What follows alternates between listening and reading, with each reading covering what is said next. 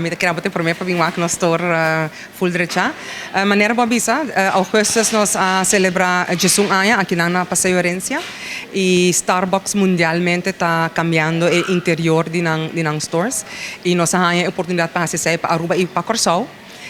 Na juli nós cambia a parte de muebles na Renaissance Mall e na Corsou Jaluna nós hacemos na quiosque de Corsou de Renaissance Hotel e agora toca Paseo Herencia com look completamente novo e completamente diferente. Se você acorda com Paseo Herencia, tá mostra nós temos nós palo nang tá verde, blau, ou nós temos de color nang tiki shinishi, que também com meubels nang bruin, pero tudo custa novo.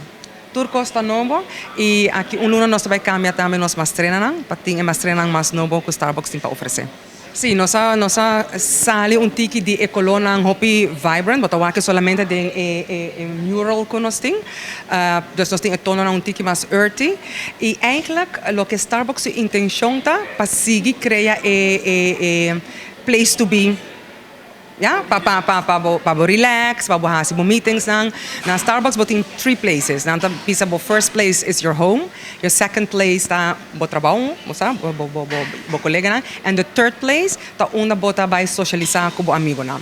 Pero na Aruba second place e third place, eigenlijk kasi mesmo coisa, para soba hopi hele também kinang para haci nang meetings nang também com friends, estudiante nang também estudia. Dus na Aruba é echt importante para nós ter lugar nas de Starbucks onde a gente echt sinta e relax. É parte de bom também da coisa, não quer sinta para ding, para sinta para foto também, botinha para só além de Starbucks, botou aqui ambiente turista da cana, outro não passa, tudo isso aí também tem passe aqui na Starbucks passeio. Ja, claro, e botou aqui também com nossa cambia full terraço, nós tem mata aqui não e este lá também está completamente diferente. Então, echt pensar em turcos.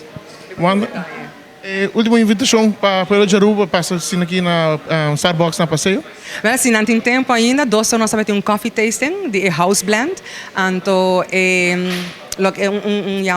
como é what you didn't know, house blend é coffee que sempre nós está assim, ora que nós welcome gente na nosso store, se é empregado novo, se é bolsonaro.